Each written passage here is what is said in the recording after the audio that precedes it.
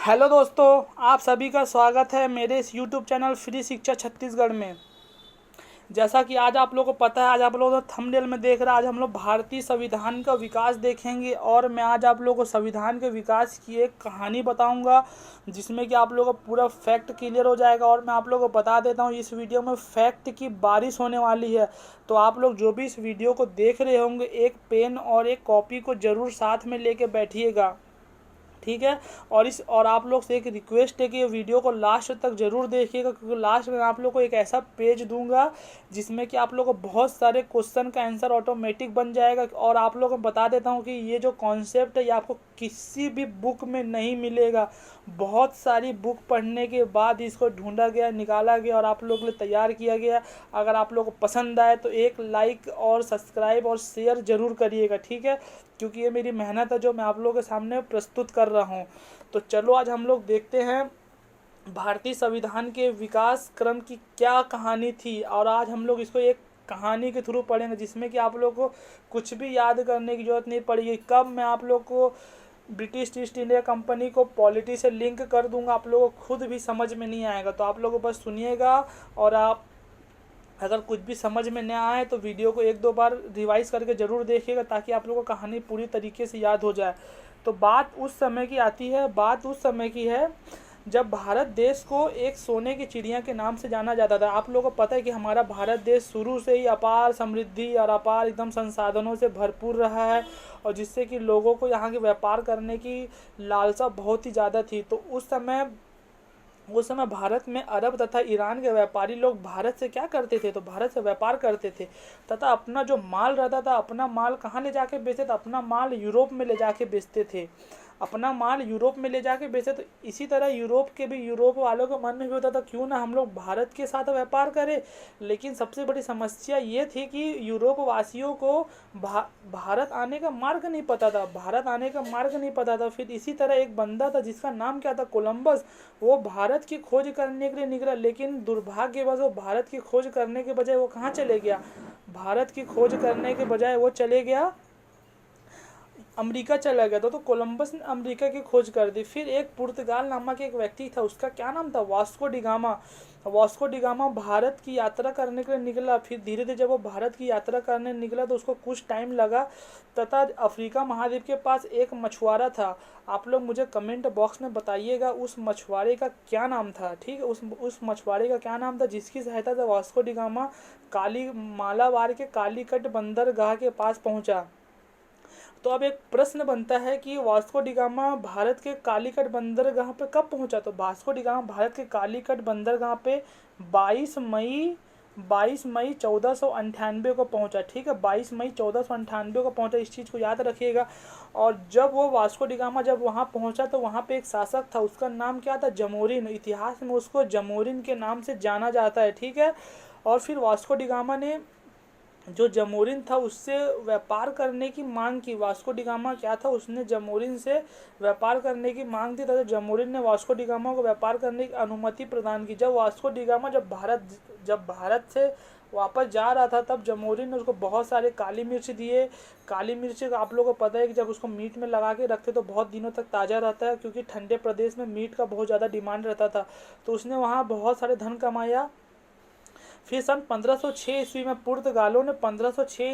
पुर्तगालों ने एक कोठी की स्थापना की। बंगाल में एक कोठी की स्थापना की। और उन्होंने क्या किया, ये हमारा जो भारत देश था वो गोवा से लेके बंगाल तक पूरा व्यापार करना प्रारंभ कर दिया। कौन व्यापार करना प्रारंभ कर दिया, तो पुर्तगालों ने। फिर इसी तरह पुर्तगालों को देखते देखते भारत में और भी व्यापारी लोग आए। कौन कौन आए, फिर डच आए, फिर इंग्लैंड आए, फिर डेनिश आए, फिर फ्रांसीसी आए, ठीक है। डच आए, सबसे पहले पुर्तगाल आए, फिर डच आए, फिर इंग्लैंड आए, फिर डेनिश आए, फिर फ्रांसीसी आए। तो फिर सबको व्यापार करने की लालसा जागी। फिर डच आ चुके थे। फिर अब मैं आप लोग को एक पॉलिटी का लिंक कर रहा हूँ, ठीक है। फिर जब इंग्लैंड के लोग, जब ब्रिटेन के लोगों ने देखा कि सब तरह से लोग इंडिया के साथ व्यापार कर रहे हैं, तो क्यों ना हम लोग भी व्यापार करें। तो एक व्यापारी का समूह गया, बहुत मतलब छोटे छोटे एक व्यापारी का समूह गया था। किसके पास गया था, ब्रिटेन की महारानी कौन थी, एलिजाबेथ प्रथम के पास गया। एलिजाबेथ प्रथम के पास गया था। उन्होंने महारानी से डिमांड की कि हे महारानी, हमको इंडिया के साथ भारत में व्यापार करने की अनुमति प्रदान करे। तो ब्रिटेन की महारानी ने बोला एक कंपनी बनाओ जिसके थ्रू हम लोग इंडिया के साथ व्यापार करेंगे। तो उस कंपनी का क्या नाम था? तो उस कंपनी का नाम था ब्रिटिश ईस्ट इंडिया कंपनी। और जब ब्रिटेन में ईस्ट इंडिया कंपनी की स्थापना हुई तो उस समय भारत का शासक कौन था? तो उस समय भारत का शासक अकबर था। मोस्ट इम्पॉर्टेंट फैक्ट है, जब ब्रिटेन में ईस्ट इंडिया कंपनी की स्थापना हुई तो उस समय भारत का शासक कौन था? तो उस समय भारत का शासक अकबर था। और एक क्वेश्चन और भी बनता है, जो व्यापारी का जो समूह था, छोटे छोटे जो व्यापारी का समूह था, जो एलिजाबेथ प्रथम के पास जो व्यापार करने की अनुमति मांगने गए थे, तो उस व्यापारी के समूह का क्या नाम था? तो उस व्यापारी का समूह का नाम था मर्चेंट ऑफ एडवेंचर के नाम से जाना जाता था। फिर जब अब देखो यहाँ पे ब्रिटिश ईस्ट इंडिया कंपनी की स्थापना हो गई। अब वो जाएगी अब वो जाएगी भारत के साथ व्यापार करने के लिए। तो यहाँ पे एक प्रश्न बनता है, जब British east India company Bharat में व्यापार करने के लिए आई तो उस समय भारत का शासक कौन था? तो जहांगीर था। और तथा ब्रिटेन का शासक कौन था? तो ब्रिटेन का शासक कौन था? जेम्स प्रथम था। अब यहाँ पे चेंज हो गए, ठीक है, अब यहाँ पे चेंज हो गए। ये सब चीज़ को आप लोग नोट कर लीजिएगा, क्योंकि मैं मुंह से बोल रहा हूँ तो आप लोग लिख लीजिएगा। और जो जेम्स प्रथम था, उन्होंने जहांगीर के दरबार में अपने 2 नुमाइंदों के भेजे। पहला नुमाइंदा कौन था? तो कैप्टन हॉकिंस था। दूसरा नुमाइंदा कौन था? Thomas Roe. उन्होंने जहांगीर से व्यापार करने की अनुमति मांगी तथा जहांगीर ने उनको व्यापार करने की अनुमति प्रदान कर दी। इसी तरह जब उन्होंने व्यापार करना स्टार्ट किया तो अंग्रेज ने बंगाल के फोर्ट विलियम किले में अपनी एक कोठी की स्थापना कर दी। तो बंगाल में अंग्रेजों ने अपनी एक कोठी की स्थापना कर दी तथा अंग्रेजों ने देखा कि यहाँ के जो भारत देश के जो शासक है वो एक दूसरे के ऊपर निरंतर हमला कर रहे हैं। कोई भी केंद्रीय सत्ता का अभाव था। इंडिया के जो राजा महाराजा लोग थे उनमें क्या था? केंद्रीय सत्ता का अभाव था, जिसका फायदा अंग्रेजों ने भरपूर उठाया। उन्होंने देखा कि एक से एक कमीने, बहादुर शाह जफर, मोहम्मद शाह रंगीला, फर्रुख सियार, कोई काम के नहीं, एकदम नालायक लोग, किसी काम के नहीं है, आपस ही में एक दूसरे से लड़ झगड़ रहे हैं। इसका फायदा अंग्रेजों ने बहुत अच्छी तरह से उठाया। फिर जब अंग्रेजों की शक्ति बढ़ गई, फिर आता है 1757 का प्लासी का युद्ध। 1757 में प्लासी के युद्ध में अंग्रेजों ने क्या किया? बंगाल के नवाब को हरा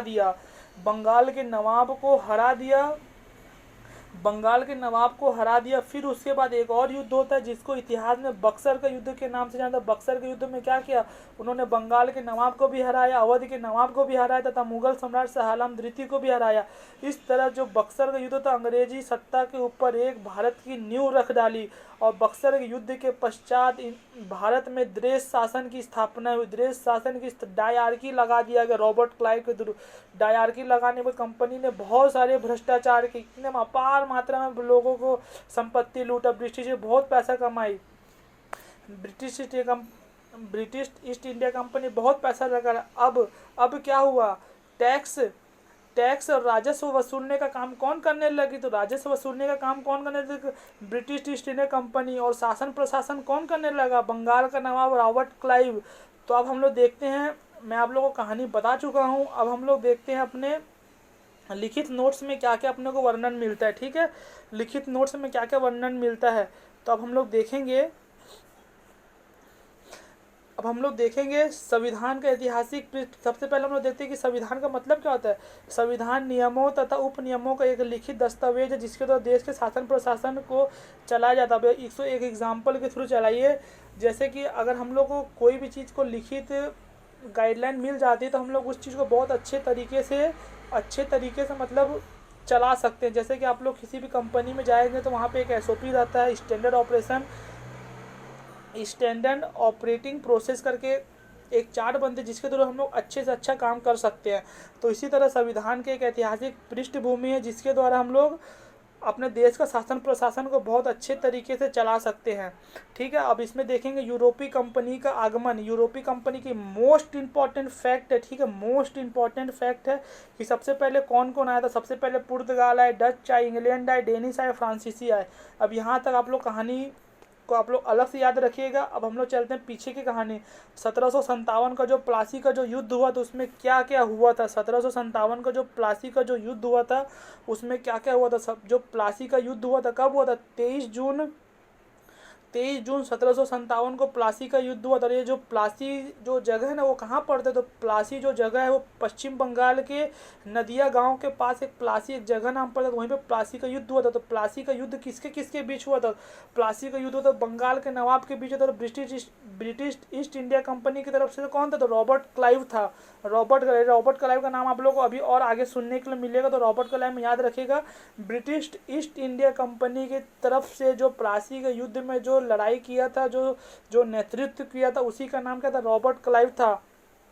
और बंगाल की तरफ से कौन था? तो बंगाल की तरफ से सिराजुद्दौला था और उसका एक सेनापति था। उसने क्या किया? हरामी, इसने सिराजुद्दीन को धोखा दिया, जिसकी वजह से सिराजुद्दौला को हार का सामना करना पड़ा। ठीक है, प्लासी के बाद ये अंग्रेजों के साथ एक और युद्ध होता है। उसमें कौन था? तो उसमें मतलब अंग्रेजों ने भारत की 3 महाशक्तियों को एक साथ पराजित कर दिया गया। ठीक है, 3 महाशक्ति को एक साथ पराजित कर दिया गया। किसने पराजित किया? तो ब्रिटिश ईस्ट इंडिया कंपनी ने भारत की 3 महाशक्ति को एक साथ पराजित कर दिया। कौन था? तो भारत की 3 महाशक्ति में पहला कौन था? बंगाल का नवाब था। दूसरा कौन था? अवध का नवाब था। तीसरा कौन था? मुगल सम्राट था। बंगाल का नवाब कौन था? मीर कासिम था। अवध का नवाब कौन था? शुजाउद्दौला था। और मुगल सम्राट कौन था? तो शाह आलम द्वितीय था। ठीक है, और बक्सर कहाँ पड़ता? तो बक्सर बिहार में पड़ता था। बक्सर का युद्ध कब हुआ था? बक्सर का युद्ध 22 अक्टूबर 1764 ईस्वी में हुआ था। बक्सर के युद्ध में क्या परिणाम है? तो बक्सर के युद्ध में रॉबर्ट क्लाइव ने क्या किया? दृढ़ शासन लगा दिया। और इसके बाद क्या? इलाहाबाद की संधि हुई। तो आप लोग इलाहाबाद की संधि को मॉडर्न हिस्ट्री में जाकर पढ़ लीजिएगा कि इलाहाबाद की संधि में क्या क्या हुआ था। और ब्रिटिश ईस्ट इंडिया कंपनी की तरफ से बक्सर के युद्ध का प्रतिनिधित्व कौन किया था? तो बक्सर के युद्ध का प्रतिनिधित्व हेक्टर मुनरो ने किया था। कुछ समय के बाद हेक्टर मुनरो वापस ब्रिटेन चला गया, फिर रॉबर्ट क्लाइव पुनः वापस आके बंगाल में दृढ़ शासन लगाता है। ठीक है, अब दृढ़ शासन का मतलब डायरकी का मतलब क्या होता है? डायरकी का मतलब ये होता है कि जितने भी राजस्व, जो भी पैसे के संबंधित, जो वाणिज्य के संबंधित जितने भी कार्य रहेंगे वो कौन करेगी? कंपनी करेगी। पैसा कौन कमाएगा? कंपनी कमाएगा। टैक्स कौन वसूलेगी? कंपनी वसूलेगी। और फायदा किसको? कंपनी को फायदा होगा। लेकिन शासन कौन करेगा? बंगाल का नवाब शासन करेगा। ठीक है, बंगाल का नवाब शासन करेगा। और जो दृढ़ शासन, जो डायरकी लगाया था, जो लगाया गया था, डायरकी का जनक किसको माना जाता? तो डायरकी का जनक माना जाता लियो फटिस को माना जाता। ठीक है, लियो फटिस नहीं, सॉरी, काटिस है। ठीक है, लियो काटिस को डायरकी का जनक माना जाता है। आप लोग ये सब चीज़ को, फैक्ट को अपने कॉपी में ज़रूर लिख लीजिएगा, क्योंकि ये कहीं भी नहीं मिलेगा आप लोगों को। ठीक है, अब देखते हैं भारतीय संविधान जब डायरकी जब लग गया, जब बंगाल में दृढ़ शासन लग गया, तो कंपनी ने अपार मात्रा में बहुत ही भ्रष्टाचार किया। तो इसकी सूचना कहाँ गई? इसकी सूचना गई ब्रिटेन के पार्लियामेंट, ब्रिटेन की संसद में गई।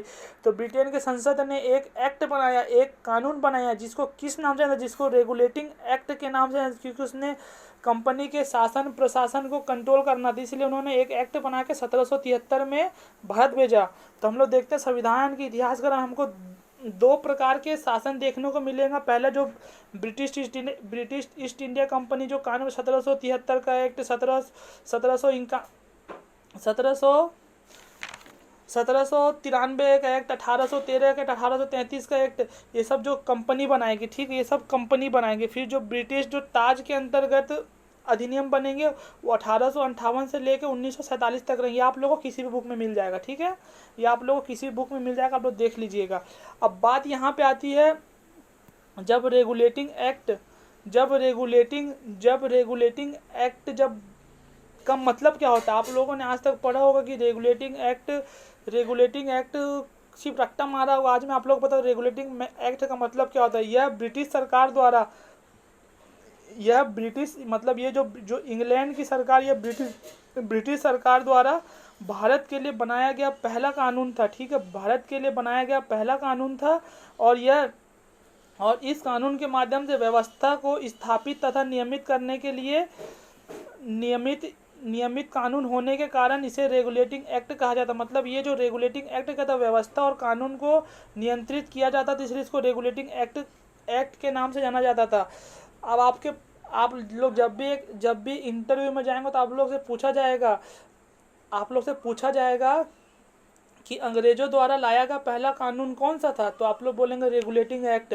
तो आपसे फिर एक क्रॉस क्वेश्चन पूछा जाएगा कि रेगुलेटिंग एक्ट को रेगुलेटिंग एक्ट ही क्यों बोला जाता है, तो आप लोग को ये बोल सकते हैं कि यह अंग्रेजों के द्वारा बनाया गया भारत के लिए पहला कानून था तथा इस कानून का जो मुख्य उद्देश्य था, इस कानून का मुख्य उद्देश्य क्या था, कंपनी की व्यवस्था को स्थापित तथा नियमित रूप से सुव्यवस्थित रूप से संचालित करना, रेगुलेट करना। जिस तरह आप लोग पंखे के रेगुलेटर को रेगुलेट कम ज़्यादा करते थे, तो इस एक्ट के माध्यम से जो ब्रिटेन के लोग थे उन्होंने कंपनी को अपने मन मुताबिक रेगुलेट कर सकते थे, ठीक है।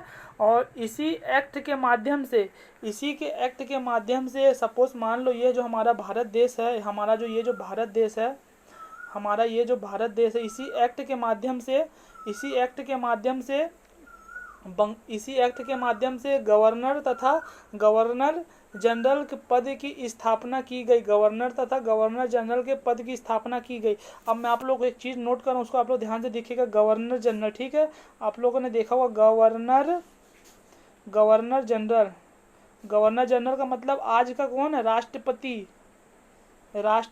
ठीक है, आज का कौन है, राष्ट्रपति। और गवर्नर का मतलब क्या होगा, गवर्नर मतलब राज्यपाल, ठीक है, राज्यपाल। जैसा कि आप लोगों को पता है कि हमारे भारत देश का एक राष्ट्रपति है और उसके जो बहुत सारे राज्य में हर एक राज्यपाल है। और आप लोगों के मन में एक सवाल आएगा, सिर्फ बंगाल के ही गवर्नर को ही बंगाल का गवर्नर जनरल क्यों बना दिएगा। सपोज मान लो ये अगर भारत देश में सबसे पहले अंग्रेजों ने बंगाल पे कब्जा किया था, फिर मद्रास पे कब्जा किया, फिर बम्बई पे कब्जा किया। और आप लोगों को पता है जो बंगाल है वो आज का क्या है, बंगाल जो है वो आज का बिहार है, बंगाल आज का बांग्लादेश है, बंगाल आज का झारखंड और बंगाल आज का उड़ीसा है। ये 5 प्रांत मिल के उस समय बंगाल के नाम से जाना जाता था। तो बंगाल आर्थिक दृष्टि से बहुत ही समृद्ध तथा शक्तिशाली तथा जनसंख्या की दृष्टि से भरपूर होने के चक्कर में बंगाल के गवर्नर को ही बंगाल का गवर्नर जनरल बना दिया गया। किस एक्ट के माध्यम से, इस एक्ट के माध्यम 1773 के रेगुलेटिंग एक्ट के माध्यम से। और बाकी जगह पे जो मद्रास और बम्बई में गवर्नर पद की स्थापना की गई, ठीक है। और आप लोगों को पता होगा जो मद्रास मतलब क्या है, आज का तमिलनाडु, केरल का कुछ पार्ट तथा आंध्र प्रदेश का कुछ पार्ट उस समय मद्रास के अंतर्गत आता था, ठीक है। इतना बात क्लियर आप लोगों को समझ में आ गई, ठीक है। नहीं समझ में आया हो तो कमेंट बॉक्स में कमेंट करिएगा। और आप लोगों को मैं एक बात और बता दूं, 1773 के पहले जो कंपनी का जो मुख्य उद्देश्य था, 1773 से पहले कंपनी का मुख्य उद्देश्य क्या था, तो उनका मुख्य उद्देश्य सिर्फ व्यापार ही करना था। लेकिन 1773 के बाद जब रेगुलेटिंग एक्ट है तो कंपनी ने सोचा क्यों ना धीरे धीरे भारत में प्रशासन, अपनी राजनीतिक व्यवस्था स्थापित किए गए। तो इसीलिए इस एक्ट को लिखित एक्ट, सबसे पहला लिखित एक्ट माना जाता है। आप लोगों को समझ में आ गया गवर्नर जनरल और गवर्नर का मतलब क्या होता है। अब आप लोगों को मैं एक फैक्ट और यहाँ पे देना चाहूँगा। जब 1773 का रेगुलेटिंग एक्ट जब भारत में आया था तो उस समय ब्रिटेन का एक प्रधानमंत्री था। उस समय ब्रिटेन का प्रधानमंत्री कौन था, तो लॉर्ड नॉर्थ था, ठीक है। बहुत बार वाला क्वेश्चन आ चुका है। जब ईस्ट इंडिया कंपनी, जब रेगुलेटिंग एक्ट 1773 का भारत आया तो उस समय ब्रिटेन का प्रधानमंत्री कौन था, तो लॉर्ड नॉर्थ था, ठीक है, लॉर्ड नॉर्थ था। अब आप लोग देखते हैं इंपॉर्टेंट फैक्ट क्या क्या आता है। इस एक्ट का मुख्य उद्देश्य भारत में कंपनी तथा ब्रिटेन दोनों के स्थान को कंट्रोल तथा उनके दोषों को समाप्त करना। ये चीज़ मैं आपको पहले बता चुका हूँ, पढ़ लीजिएगा, ठीक है। और आप लोगों को पता है बम्बई तथा मद्रास की प्रेसिडेंसी को बंगाल की प्रेसिडेंसी के अधीन कर दिया गया। ये भी चीज़ मैं अभी आपको थोड़ी देर पहले समझाया हूँ। बंगाल के गवर्नर जनरल के अधीन किसको कर दिया गया? बम्बई तथा मद्रास के गवर्नर जनरल के अधीन कर दिया गया। क्यों कर दिया गया? क्योंकि बंगाल आर्थिक दृष्टि से बहुत ही बड़ा तथा बहुत ही समृद्ध राज्य हो चुका था, ठीक है। इसलिए जो ज़्यादातर जो पावर थी वो बंगाल के गवर्नर जनरल को ही दिया गया। और उस समय का बंगाल आज का कौन था? आज का बांग्लादेश, आज का उड़ीसा, आज का झारखंड, आज का पश्चिम बंगाल, ठीक है। 5 प्रांत आते थे उस समय बंगाल में 5 प्रांत आते थे। और फिर अब इसके बाद कौन था? जो बंगाल का जो, और जो आप गवर्नर जनरल की कहानी स्टार्ट होगी। अब देखते हैं बंगाल का प्रथम गवर्नर जनरल कौन बना। बंगाल का प्रथम गवर्नर जनरल कौन बना? वॉरेन हेस्टिंग, ठीक है। ये जीजी का मतलब वॉरेन हेस्टिंग है, ठीक है। जीजी का मतलब वॉरेन हेस्टिंग थी। तथा बंगाल के गवर्नर जनरल की अब इतनी बड़ी कंपनी बन गई है, अंग्रेजों का राज्य आ गया फिर। और क्योंकि गवर्नर जनरल के ऊपर भी मतलब कंट्रोल करके रखना है, तो उनकी कंट्रोल करने की सहायता या उनको एक सलाहकार या उनको एक सहायता या एक एडवाइस देने के लिए एक समिति की स्थापना की गई, जिसमें 4 लोग थे, ठीक है। जिसमें 4 लोग थे। उनका क्या क्या नाम था? उनका नाम था फिलिप्स, फ्रांसीसी, क्लेवरिंग और मानसन और बरेर। ये सब चीज़ नहीं आएगा, याद नहीं करना है, नाम नहीं याद करना है, सिर्फ आप लोग इसी याद रखेंगे। गवर्नर जनरल की सहायता के लिए 4 लोगों की एक समिति बनाई गई थी, ख़त्म। और बंगाल में के जो बंगाल में एक फोर्ट विलियम करके एक जगह था, एक किला था। उसमें क्या किया गया? उसमें एक सुप्रीम कोर्ट की स्थापना की गई। कब किया गया? तो 1774 में किया गया था, ठीक है। 1774 में। याद रखिएगा, क्वेश्चन में अगर पूछेगा कि सुप्रीम कोर्ट की स्थापना किस एक्ट के माध्यम से की गई, तो 1773 का रेगुलेटिंग एक्ट। अगर आप लोग से ये पूछेगा सुप्रीम कोर्ट की स्थापना कब की गई, तो 1774 ईस्वी में किया गया था। दोनों क्वेश्चन सेम है, सिर्फ लैंग्वेज का फ़र्क है। और मैं आप लोगों को बता देता हूँ, जो इस कोर्ट का जो डिसीजन रहता था, ये फाइनल डिसीजन नहीं होता था। इस कोर्ट के विरुद्ध भी अपील की जा सकती थी। कहाँ पे की जा सकती थी? कहाँ पे की जा सकती थी इस कोर्ट के विरुद्ध अपील? तो इस कोर्ट के विरुद्ध ब्रिटेन के प्रिवी काउंसिल में इस कोर्ट के विरुद्ध अपील की जा सकती थी। और मैं आप लोगों को बता देना चाहता हूँ, जो यहाँ के जो जज थे और जो मुख्य जज थे, इनको हटाने तथा पदच्युत तथा इनकी नियुक्ति कौन करता था? इनकी नियुक्ति ब्रिटेन करता था। ब्रिटेन के जो संसद थे, उन लोग करते थे, ठीक है। मोस्ट इंपॉर्टेंट फैक्ट आप लोग इसको लिख लीजिएगा। डायरेक्टली क्वेश्चन अभी कुछ दिन पहले ही पूछा गया था, मैं किसी क्वेश्चन पेपर में देखा था कि जो सुप्रीम कोर्ट में, जो हाई कोर्ट में जो न्यायाधीश थे, उनको उनकी नियुक्ति तथा पदच्युत कौन करता था? तो ब्रिटेन के लोग करते थे, ठीक है। ब्रिटेन के जो संसद के लोग थे, उन्हीं लोग करते थे। और जो सुप्रीम कोर्ट थी, तो उसमें 4 लोग थे। 3+4 की जज थी, ठीक है। 4 लोगों की जज थी। तो पहला जो मुख्य न्यायाधीश कौन थे? तो मुख्य न्यायाधीश थे एलिजा एम्पे थे। और जो अन्य सहायक न्यायाधीश कौन थे? चैम्बर्स, लेस्टर तथा हाइड, ठीक है। चैम्बर, लेस्टर तथा हाइड। मैंने आपको बहुत सारी चीज़ बोल के ही बता दिया है, और ये मैं लिखा हुआ हूँ, तो आप लोग चाहे कहानी को सुन के देख लीजिए, चाहे आप लोग लिख लीजिए, दोनों की बात एक ही है, ठीक है। और इसी एक्ट के माध्यम से कंपनी के कर्मचारी को उपहार तथा रिश्वत लेने पर प्रतिबंध लगा दिया। जैसे कि आप लोगों को पता है कि कंपनी को रेगुलेट करना था, तो वहाँ के कर्मचारी को भी नियंत्रण निर्देश देने की जरूरत पड़ती थी। इसलिए तो उन्होंने क्या किया कि कंपनी के लोगों को रिश्वत तथा व्यापार पर प्रतिबंध लगा दिया। और आप लोगों को पता है, जब हम लोग पहली बार कुछ एक्ट बनाते हैं, तो उसमें कुछ ना कुछ कमियां रह जाती है। तथा जो रेगुलेटिंग एक्ट में जो कमियां हो गई थी, उसको दूर करने के लिए 1781 का एक एक्ट आता है, जिसको किस नाम से? उसको एक्ट ऑफ सेटलमेंट के नाम से जाना जाता है, ठीक है। तो एक्ट ऑफ सेटलमेंट पढ़ेंगे हम लोग अपनी अगली क्लास में। जैसा कि मैं आप लोगों को बताया था कि अब आप लोगों को फैक्ट की बारिश होने वाली है। बहुत इंपॉर्टेंट चीज़ आपके सामने प्रस्तुत करने वाला हूँ, तो आप लोग देखिए कि इसमें इंपॉर्टेंट क्या है, ठीक है। तो सबसे पहले आपसे एक क्वेश्चन पूछा जाएगा कि बंगाल में दृश्य शासन कब लगा? तो बंगाल में दृश्य शासन 1765 में लगा। किसने लगाया? तो रॉबर्ट क्लाइव ने लगाया। बंगाल में दृश्य शासन हटा, कब हटा? 1773 में रेगुलेटिंग एक्ट के माध्यम से हटा। किसने हटाया? तो वॉरेन हेस्टिंग ने हटाया।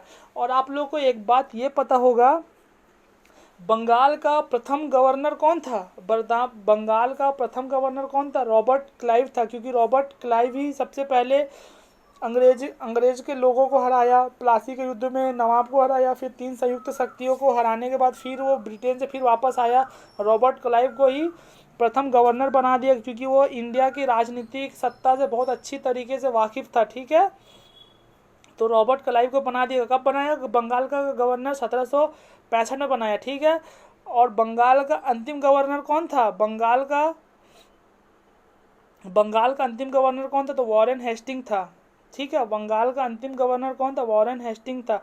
अब जैसा कि आप लोगों को ये पता होगा कि अगर अपन लोग कहीं भी मतलब कुछ सामान लेने जाते हैं, अगर वो चीज़ ख़त्म हो जाती है, सपोज मान लो कि आप एक पीस साबुन लेने गए, ठीक है, एक पीस साबुन लेने गए, अगर वो ख़त्म हो गया तो आप बोलेंगे कि मैं लास्ट में गया था, ठीक है, मैं लास्ट में गया था। अगर वही चीज़ अगर आप फिर से अगर साबुन अगर वापस आ गया तो आप बोलेंगे अरे मैं तो सबसे पहले आया। मतलब आप ही फर्स्ट हैं और आप ही लास्ट हैं। तो इसी तरह आप लोग ये देखिएगा, जो अंतिम रहेगा, अगर कोई बंदा किसी भी पोस्ट पर आखिरी रहेगा, अगर उस पोस्ट को ख़त्म कर दिया जाता है, तो वही जो नया पोस्ट आएगा उस पोस्ट में बंदा प्रथम हो जाएगा। तो मैं यही चीज़ आपको बताना चाह रहा हूँ। बंगाल का अंतिम गवर्नर कौन था? वॉरेन हेस्टिंग था। तो फिर इसके बाद जो बंगाल का जो अंतिम गवर्नर के पोस्ट की जगह क्या आ गया? तो गवर्नर जनरल आ गया। तो जो लास्ट होगा वही प्रथम होगा। तो वॉरेन हेस्टिंग प्रथम गवर्नर जनरल था। फिर आपसे एक प्रश्न ये पूछा जाएगा कि चलो अब बता दो बंगाल का अंतिम गवर्नर जनरल कौन था? तो बंगाल का अंतिम गवर्नर जनरल विलियम बेंटिंग बन जाएगा। फिर आपसे एक प्रश्न और पूछा जाएगा, भारत का प्रथम गवर्नर जनरल कौन था? तो भारत का प्रथम गवर्नर जनरल भी विलियम बेंटिंग था। फिर पूछा जाएगा भारत का अंतिम गवर्नर जनरल कौन था? तो लॉर्ड कैनिंग था। भारत का प्रथम वायसराय कौन था? लॉर्ड कैनिंग था। और भारत का अंतिम वायसराय कौन था? तो लॉर्ड माउंटबेटन था। आप लोग इस चीज़ को याद रखिएगा, जो भारत का प्रथम गवर्नर जनरल का मतलब क्या था? भारत का प्रथम गवर्नर जनरल का मतलब क्या था? मैं आप लोगों को जैसा कि बताया था कि अगर आप लोग इस भारत को नक्शा मान ले, चूँकि ये अंग्रेज का शासन भी सिर्फ इतने भारत में था। कहाँ का था? बंगाल था, बम्बई था, मद्रास में था। लेकिन जब लॉर्ड वेलेस्ली की सहायक संधि आई, तो इस समय अंग्रेजों ने पूरे भारत पे कब्जा कर लिया। ठीक है, पूरे भारत पे कब्जा कर लिया गया। इसलिए अब बंगाल का जो गवर्नर जनरल था, अब उस पद के नाम पे भारत का गवर्नर जनरल नामक एक पद की स्थापना की गई। और ये कब की बात है? 1833 एक्ट की बात है। ठीक है, 1833 के एक्ट की बात है। ठीक है, क्लियर है? समझ में आ गया? नहीं समझ में आया होगा तो एक दो बार वीडियो को रिपीट करके देख लीजिएगा। 100% गारंटी है समझ में, 100% गारंटी है समझ में आ जाएगा। और आप लोग को इसका नोट्स चाहिए रहेगा, मेरे टेलीग्राम ग्रुप में जुड़ जाइएगा। और मैं आप लोग से एक क्वेश्चन पूछता हूँ, अगर किसी को पता होगा तो आप लोग ये बताइएगा। 1773 का रेगुलेटिंग एक्ट और जो 1793 का जो चार्टर एक्ट, या 1813 का चार्टर एक्ट, 1833 के चार्टर एक्ट, ये सब में नाम का अंतर क्यों रखा गया? 1773 के एक्ट को रेगुलेटिंग एक्ट बोला जाता है, और जबकि 1793 1833 को चार्टर एक्ट क्यों बोला जाता है? अगर किसी को पता होगा तो कमेंट बॉक्स में बताइएगा। और आप लोगों को मैं एक चीज़ बताना चाहता हूँ कि वीडियो को बनाने में बहुत ही ज़्यादा मेहनत लगा है, बहुत ज़्यादा बुक को पढ़ने के बाद इतना कंटेंट मिला है। तो आप लोग एक शेयर ज़रूर करिएगा, जिससे कि हमको भी मोटिवेट मिले और हम लोग आपके लिए और अच्छा कंटेंट लाने की कोशिश करते रहेंगे। और ये जो वीडियो है हर लेवल के एग्ज़ाम में है, आप लोग देख लीजिएगा, कोई सी भी बुक उठा लीजिएगा। इतने कंटेंट आप लोगों को कहीं मिलेगा तो मुझे मैसेज करिएगा। अगर आप लोगों को किसी को भी ब्रॉडकास्ट से जुड़ना है, ठीक है, ब्रॉडकास्ट जो मैं चलाता हूँ, जो मैं यूज़ करता हूँ, बहुत लोग ऑलरेडी जुड़ चुके हैं। अगर आप लोगों को जुड़ना है तो आप लोग इस नंबर पे मैसेज करिएगा, 8827256241। अगर किसी को भी ब्रॉडकास्ट से जुड़ना है तो इस नंबर से मैसेज कर दिए। इससे जुड़ने से आपको क्या फ़ायदा होगा? हमारी क्लास का आपको निरंतर अपडेट मिल जाएगा, और जो मैं आपको बताया हूँ आपको नोट्स मिल जाएगा, और जो डेली जो भी निरंतर बहुत ही इम्पोर्टेंट छाँटी हुई चीज़ रहती है वो भी आप लोगों को मिलते जाएगी। ठीक है, थैंक यू वीडियो देखने के लिए। अगर वीडियो पसंद आया तो एक लाइक अवश्य करिएगा, अपने स्वार्थ का परिचय मत दीजिएगा, ठीक है। Thank you.